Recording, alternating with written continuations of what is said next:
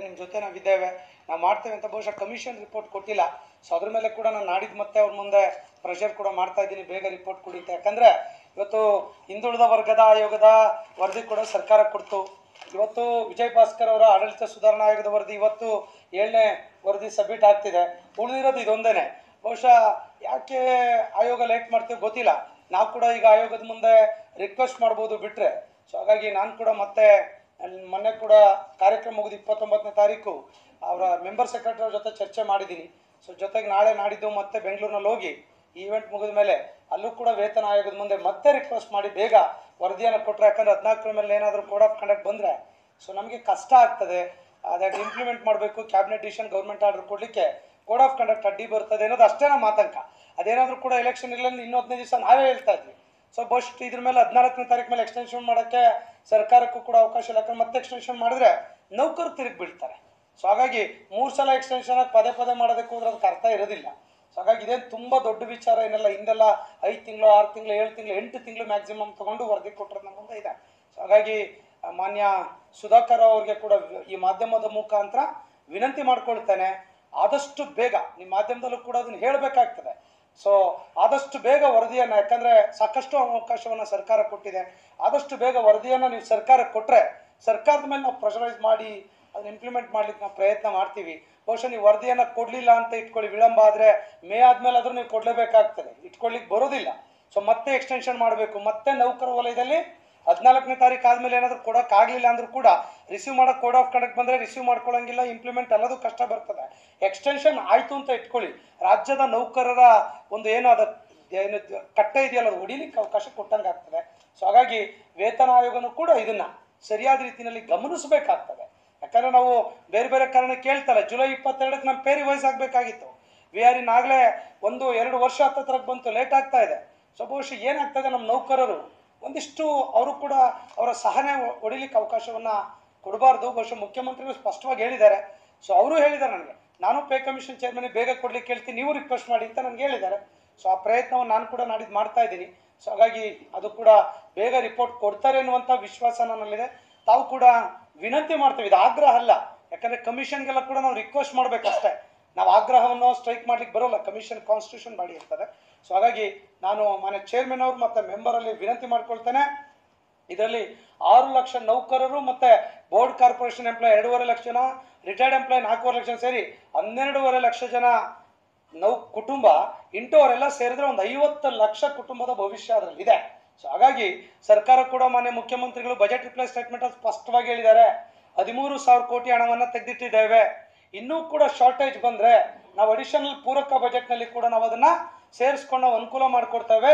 ನೌಕರು ಗೊಂದಲಕ್ಕೆ ಸಂಶಯಕ್ಕೆ ಒಳಗಾಗೋದು ಬೇಡ ಅಂತೇಳಿ ನಮ್ಮ ಸಮ್ಮೇಳನ ಆದ ನಂತರ ನೆನೆ ಬಜೆಟ್ ರಿಪ್ಲೈ ಸ್ಟೇಟ್ಮೆಂಟಲ್ಲೂ ಕೂಡ ಅವ್ರು ಕೊಟ್ಟಿರೋ ತಾವೆಲ್ಲ ಕೂಡ ನೋಡಿದ್ದೀರ. ಸೊ ಹಾಗಾಗಿ ಮನೆ ಮಾಧ್ಯಮದಲ್ಲಿ ಕೂಡ ಇಂಟೆಲಿಜೆನ್ಸಿ ರಿಪೋರ್ಟಲ್ಲಿ ನೀವೆಲ್ಲ ವಾಟ್ಸಪ್ನಲ್ಲಿ ನನಗೂ ಕೇಳ್ತಾ ಇದ್ರು, ಏನು 1ನೇ ತಾರೀಕಿನ ಸ್ಟ್ರೈಕ್ ಹೋಗ್ತಾ ಇದ್ದಾರೆ ಅಂತ ಸರ್ಕಾರಿ ನೌಕರು ಅಂತೇಳಿ. ಅಂದರೆ ನೌಕರ ವಲಯದೆಲ್ಲ ಭಾವನೆ ಮೂಡ್ಬಿಟ್ಟಿದೆ. ಸೊ ಹಾಗಾಗಿ ಆ ಭಾವನೆಯಿಂದ ಹೊರಗೆ ಬರಲಿಕ್ಕಾದ್ರೆ ವೇತನ ಆಯೋಗ ರಿಪೋರ್ಟ್ ಕೊಡಬೇಕು ಮತ್ತು ಸರ್ಕಾರ ಕೋಡ್ ಆಫ್ ಕಂಡಕ್ಟ್ ಒಳಗೆ ಇಂಪ್ಲಿಮೆಂಟ್ ಆದರೆ ಆ ಭಾವನೆ ಎಲ್ಲ ಒಂದು ಕಡೆ ಹೊರಗೋಗ್ತದೆ. ಇಲ್ಲಾಂದರೆ ನಮ್ಮ ನೌಕರ ಭಾವನೆ ಅದೇ ರೀತಿ ಇರ್ತದೆ. ಸರ್ಕಾರನೂ ಕೂಡ ಅದಕ್ಕೆ ಆಯೋಗನೂ ಕೂಡ ಅವಕಾಶ ಕೊಡಬಾರ್ದು ಅನ್ನುವಂಥದ್ದು ನಮ್ಮ ಸ್ಪಷ್ಟ ನಿಲುವಾಗಿದೆ ಸಂಘಟನೆದು ಅನ್ನುವಂಥದ್ದನ್ನು ಹೇಳ್ತಾ, ಸಂಘಟನೆ ಯಾವತ್ತೂ ಕೂಡ ಸಂಘರ್ಷಕ್ಕೆ ಅವಕಾಶಗಳನ್ನು ಕೊಟ್ಟಿಲ್ಲ. ಅದು ಸರ್ಕಾರ ಇರಲಿ, ಕಮಿಷನ್ ಇರಲಿ, ಪ್ರೀತಿ ವಿಶ್ವಾಸದಿಂದ ಹೋಗ್ತಾ ಇದೀವಿ. ಇವತ್ತು 2.5 ಲಕ್ಷ ಜನ ನೌಕರರು ರಾಜ್ಯದ ಮೂಲೆ ಮೂಲೆಯಿಂದ ಬರ್ತಾರೆ ಅಂದರೆ ಆ ಜಿಲ್ಲೆಯಲ್ಲಿ ಮಾಡಿ ಅಂದರೆ ಹಬ್ಬದ ರೀತಿ ಮಾಡ್ತಾರೆ. ಸೊ ಬಹುಶಃ ನಾನು ಯಾವುದಕ್ಕೂ ಅದಕ್ಕೆ ಸರ್ಕಾರಕ್ಕೆ ನಾನು ಅವಕಾಶಗಳನ್ನು ಕೊಟ್ಟಿಲ್ಲ. ಮಾತುಕತೆ, ಚರ್ಚೆ, ಸಂಧಾನ, ಸೌಹಾರ್ದಯುತವಾಗಿ ಬಗೆಹರಿಸ್ಕೊಳ್ಳುವಂಥದ್ದು. ಅದಾಗಲಿಲ್ಲ ಅಂದರೆ ಅನಿವಾರ್ಯಗಳು, ಹೋರಾಟಗಳನ್ನುವಂಥದ್ದು ಇದೇ ಇದೆ.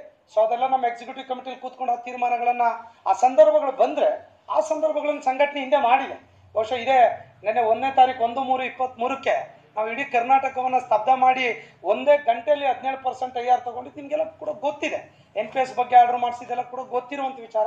ಹಾಗಾಗಿ ಸಂಘಟನೆ ಇವತ್ತು ಅತ್ಯಂತ ಸದೃಢವಾಗಿದೆ, ಸಮರ್ಥವಾಗಿದೆ. ಕಾರ್ಯಾಂಗ ಕ್ಷೇತ್ರದ ಒಂದು ವರ್ಗ, ಬಹುಶಃ ನನ್ನ 24 ವರ್ಷದ ಸರ್ವಿಸ್ ಕೆರಿಯರಲ್ಲಿ ಹಿಂಗೆಲ್ಲ ನಾವು ನೋಡ್ಲಿಕ್ಕೆ ಸಾಧ್ಯ ಇಲ್ಲ. ನಾನಂತಲ್ಲ ಇದು ನೌಕರ ಅಭಿಪ್ರಾಯ ಆಗಿದೆ. ಬಹುಶಃ ಆ ರೀತಿ ಸಂಘಟನೆಯನ್ನು ತಾಲೂಕು, ಹಳ್ಳಿ, ಹೋಬಳಿ ಮಟ್ಟಕ್ಕೆ ಇವತ್ತು ತಗೊಂಡೋಗಿ ನಾವು ನಿಲ್ಲಿಸುವಂಥ ಕೆಲಸವನ್ನು ಇವತ್ತು ಮಾಡಿರುವಂಥ ತೃಪ್ತಿ ಕೂಡ ನಮಗಿದೆ. ಆ ಸಂಘಟನೆಯನ್ನು ಸರಿದಾರಿಯಲ್ಲಿ ಸರ್ಕಾರಕ್ಕೆ ಪೂರಕವಾಗಿರುವಂಥ ಸರ್ಕಾರಕ್ಕೆ ಸುಧಾರಣೆ ವಿಚಾರದಲ್ಲಿ, ಸರ್ಕಾರದ ಆದಾಯವನ್ನು ಹೆಚ್ಚಿಸುವಂಥ ವಿಚಾರದಲ್ಲಿ, ಸರ್ಕಾರದ ಅಭಿವೃದ್ಧಿಯ ವಿಚಾರದಲ್ಲಿ, ಸರ್ಕಾರದ ಗ್ಯಾರಂಟಿ ಯೋಜನೆಗಳನ್ನು ಸಮರ್ಪಕವಾಗಿ ಅನುಷ್ಠಾನ ಮಾಡುವಂಥ ವಿಚಾರದಲ್ಲಿ, ಸರ್ಕಾರದ ಜನಪರ ಕಲ್ಯಾಣ ಯೋಜನೆಗಳನ್ನು ಜಾರಿಗೆ ತರುವಂಥ ವಿಚಾರದಲ್ಲಿ ಅತ್ಯಂತ ಬದ್ಧತೆ ಪ್ರಾಮಾಣಿಕತೆಯಿಂದ ಕೆಲಸ ಮಾಡುವಂಥ ವಿಚಾರದಲ್ಲಿ ನೌಕರರು ಮತ್ತು ನೌಕರ ಸಂಘಟನೆ ಅತ್ಯಂತ ಪ್ರಾಮಾಣಿಕವಾಗಿ ಕೆಲಸ ಮಾಡುತ್ತೆ ಅನ್ನುವಂಥ ಒಂದು ಸಂದೇಶವನ್ನು ಈ ಮಾಧ್ಯಮದ ಮುಖಾಂತರ ನಾನು ಹೇಳಲಿಕ್ಕೆ ಸಾಹೇಬರು ಅಲ್ಲಿ ಮಾತಾಡಿದ್ರು, ನಿಮ್ಮ ಜೊತೆ ಇದ್ದೀವಿ ಅಂತೇಳಿ. ಅದಾದ್ಮೇಲೆ ಒಂದು ಟ್ವೀಟ್ ಮಾಡಿದ್ರು, ಅಲ್ಲಿ ಸ್ವಲ್ಪ ಜೋರಾಗಿ ನೌಕರೆಲ್ಲ ಕೂಡ ಇದನ್ನು ಮಾಡೋಕ್ಕೆ ಇಮಿಡಿಯೇಟ್ ಟ್ವೀಟ್ ಕೂಡ ಮಾಡಿದ್ರು. ಅದಾದ್ಮೇಲೆ ಬಜೆಟ್ ರಿಪ್ಲೇ ಸ್ಟೇಟ್ಮೆಂಟ್ ಕೂಡ ಬಂತು. ಸೊ ಇದೆಲ್ಲದೂ ಕೂಡ ಪಾಸಿಟಿವ್ ಆಗಿದೆ. ಬಹುಶಃ ಸಂಘಟನೆಯನ್ನು ಯಾರೇ ಆಗಲಿ, ಯಾವುದೇ ಸರ್ಕಾರಗಳಿರಲಿ, ಸಂಘಟನೆಯನ್ನು ಎದುರಾಕೊಂಡು ಬಹುಶಃ ಹಿಂದಿನ ಸರ್ಕಾರದಲ್ಲಿ ನೋಡಿದ್ದೀವಿ, ಈಗಲೂ ನೋಡ್ತಾ ಇದ್ದೀವಿ, ಹಿಂದೆಲ್ಲ ನೋಡಿದ್ದೀವಿ ಸರ್. ಅಷ್ಟು ಸಡನ್ ಆಗಿ ಆಗೋದೇ ಇಲ್ಲ, ನಿಮ್ಮ ಪರವಾಗಿಲ್ಲ ಅಂತ ಹೇಳುವಂಥ ವಾತಾವರಣ ಓಪನ್ ಆಗಿ ಹೇಳಿದಾರಲ್ಲ ಇದೀವಿ ಅಂತ. ಇಲ್ಲ ಅಂತ ಅವ್ರು ಹೇಳಿದ್ರೆ ನಾವು ಅಲ್ಲೇ ಇಮಿಡಿಯೇಟ್ ಆಗಿ ಅದ್ರ ಬಗ್ಗೆ ಹೇಳ್ತಿದ್ವಿ. ಅವ್ರು ಇಲ್ಲ ಅಂತ ಹೇಳೇ ಇಲ್ವಲ್ಲ ಸರ್. ಈಗ ಏನಾಗ್ತದೆ, ಕಮಿಷನ್ಗಳಿಗೆ ಟೈಮ್ ಮಾಡಿ ಕೊಡೋಕ್ಕಾಗಲ್ಲ ಸರ್. ಈಗ ಯಾವುದೋ ಒಂದು ಎಂಕ್ವೈರಿ ನಡ್ತಾ ಇದ್ದು, ನಾನೇ ಒಂದು ಎಂಕ್ವೈರಿ ಆಫೀಸರ್ ಇರ್ತೀನಿ, ನೀವು ಹೇಳ್ತಿದಂಗೆ ಹಿಂಗೆ ಕೊಡ್ಲಿಕ್ಕೆ ಬರೋದಲ್ಲ. ಕೆಲವೊಂದು ಇತಿಮಿತಿಗಳಿರ್ತದೆ. ಆ ಇತಿಮಿತಿಗಳ ಸಹನೆ ಕಟ್ಟೆ ಹೊಡಿಬೇಡಿ ಅನ್ನೋದು ನಾನು ಸರ್ಕಾರಕ್ಕೆ ಕೇಳ್ತಾ ಇದ್ದೀನಿ. 8 ತಿಂಗಳಲ್ಲಿ ಸರ್ ಹಿಂದೆ ಕೊಟ್ಟಿದ್ದು, ಈಗ 14ನೇ ತಿಂಗಳಲ್ಲಿ ಇದ್ದೀವಿ. ಸ್ವಲ್ಪ 2 ವರ್ಷಕ್ಕೆ ತಗೊಂಡಿದ್ದು ಇದೆ. ನಾವು ಹಿಂದೆಗಡೆ ಹೇಳ್ತಾ ಇದ್ದೀವಿ, ಸಿದ್ದರಾಮಯ್ಯ ಸಾಹೇಬ್ರು 6 ಪೇ ಕಮಿಷನ್ 8 ತಿಂಗಳಲ್ಲಿ ತಗೊಂಡು ಇಂಪ್ಲಿಮೆಂಟ್ ಮಾಡಿದ್ದು ಮುಂದೆ ಇದೆ. ಅದೇ ರೆಫರೆನ್ಸ್ ನಾವು ಹೇಳ್ತಾ ಇದ್ದೀವಿ ಅಷ್ಟೇ. ಹಾಗಾಗಿ ಸಂಘಟನೆ ಸಮರ್ಥವಾಗಿದೆ ಸರ್. ಸಂದರ್ಭ ಸಮಯವನ್ನು ನೋಡಿ ಸಂಘಟನೆ ತೀರ್ಮಾನ ಮಾಡ್ತದೆ. ಬಹುಶಃ ಸಮಯ ಸಂದರ್ಭ ಒಂದಿಷ್ಟು ಅವಕಾಶಗಳು ಸರ್ಕಾರ ಕೊಡಬೇಕಾಗ್ತದೆ. ಅವ್ರು ಆಗಲ್ಲ ಅಂತಂದ್ರೆ ಅನಿವಾರ್ಯವಾಗಿ ಮುಂದಿನ ತೀರ್ಮಾನ ಮಾಡ್ತೀವಿ ಸರ್. ಬೇರೆ ಇನ್ನೂ ಯಾವುದು ಇಡಿಲ್ಲ ಸರ್, ಎಲ್ಲದನ್ನೂ ನೋಡ್ತೀವಿ ಅಂತ ಹೇಳಿದ್ದಾರೆ ಸರ್. ನಮ್ಮ NPS ಬಗ್ಗೆ ಇರ್ಬೋದು, ಹೆಲ್ತ್ ಸ್ಕೀಮ್ ಬಗ್ಗೆ ಬಹುಶಃ ಎಲ್ಲದೂ ನೋಡ್ತೀವಿ ಅಂತ ಸರ್ಕಾರ ಹೇಳಿದೆ. ಸರ್ ಗಂಭೀರವಾಗಿ ಇಲ್ಲ ಅಂತ ಹೇಳಿಕ್ಕೆ ನಾನು ಬರ್ಲಿಕ್ಕಿಲ್ಲ ಸರ್. ಸರ್ ಎಲ್ಲದೂ ಸರ್ಕಾರನೇ ಸರ್. ಅದಕ್ಕೆ ಒಂದು ಕಮಿಟಿಯನ್ನು ಸರ್ಕಾರ ಮಾಡಿದೆ. ಎಸ್, ನೆನೆ CM ಸಾಹೇಬರು ಬಂದಾಗ ಬಹುಶಃ ಭಾಗವಹಿಸಿದಂಥ 1.5 ಲಕ್ಷ ಜನ ಕೂಗಿದ್ರು NPS ಬಗ್ಗೆ. ಒಂದೇ ಸಲ ಕೂಗಿದ್ರು. ಅದು ಮುಖ್ಯಮಂತ್ರಿಗಳ ಗಮನಕ್ಕೂ ಕೂಡ ಬಂತು. ಅದು ಕಮಿಟಿ ರಚನೆ ಮಾಡಿದ್ದಾರೆ. ಒಂದಿಷ್ಟು ಅವರು ಕೂಡ ಮ್ಯಾನಿಫೆಸ್ಟೋದಲ್ಲಿ ಹೇಳಿದ್ದಾರೆ. ಸೊ ಹಾಗಾಗಿ ಅದನ್ನು ರಿಪೋರ್ಟ್ ತಗೊಳ್ತಾರೆ. ನಾವು ಒಂದು ಅವಕಾಶ ಕೊಡಬೇಕಲ್ಲ, ಕೊಡ್ತಾ ಇದೀವಿ ಸ್ಮೂತಾಗಿ. ಯಾಕಂದ್ರೆ ಸ್ಮೂತಾಗೆ ನಾನು ಆಗಲೇ ಹೇಳಿದ್ನಲ್ಲ, ಸ್ಮೂತಾಗೆ ನಾವು ಸರ್ಕಾರ ಜೊತೆ ಬಿಸ್ನೆಸ್ ಮಾಡೋಂಥದ್ದು, ಬಿಸ್ನೆಸ್ ಮೀನ್ಸ್ ವ್ಯವಹರಿಸುವಂಥದ್ದು ಅಂತ ಹೇಳ್ತಾ ಇದ್ದೀನಿ. ಸೊ ಅದು ನೋಡೋಣ ಎಲ್ಲಿಗಾಗ್ತದೆ ಅಂತೇಳಿ. ಯಾಕಂದ್ರೆ ನಮ್ಮ ನೌಕರೆಲ್ಲ ಕೂಡ ತುಂಬ ರೆಬಲ್ ಆಗಿ ಸ್ಟ್ರೈಕ್ ಯಾವತ್ತು ಸರ್, ನಾಳೆನೇ ಮಾಡಿರಿ, ನೀವು ಸುಮ್ಮನೆ ಕೂತ್ಕೊಳ್ತಾ ಇದ್ದೀರಾ. ಪ್ರೆಷರ್ ತುಂಬ ಇದೆ ಸರ್. ನನಗೆ ಪ್ರೆಷರ್ ಅಷ್ಟಿಷ್ಟಿಲ್ಲ ನನಗೆ. ಆ ಪ್ರೆಷರನ್ನು ನಾವು ಹೇಳಿದ ಮೇಲೆ ನೌಕರರು ಕೂಡ ತಾಳ್ಮೆಯಿಂದಿದ್ದಾರೆ. ಆ ಪ್ರೆಷರ್ಗೆ ಒಪ್ಕೊಳ್ತಾರೆ. ನಾವು ಸಂದೇಶ ಕೊಟ್ಟರೆ ಒಪ್ಕೊಳ್ತಾರೆ. ಯಾಕಂದರೆ ಒಂದು ಸಂಘಟನೆ ಬಗ್ಗೆ ನಂಬಿಕೆ ಇದೆ, ಭರವಸೆ ಇದೆ, ವಿಶ್ವಾಸ ಇದೆ. ಸೊ ನಮ್ಮ ವಿಶ್ವಾಸ ಭರವಸೆ ಸರ್ಕಾರಕ್ಕೂ ಕೂಡ ಬರಬೇಕಲ್ಲ. ಈಗ ಮೊನ್ನೆ ಸಮ್ಮೇಳನದ ಮೂಲಕ ಒಂದು ಮುನ್ನುಡಿ ಬರೆಯೋ ಕೆಲಸವನ್ನು ನಾವು ಮಾಡಿದ್ದೇವೆ.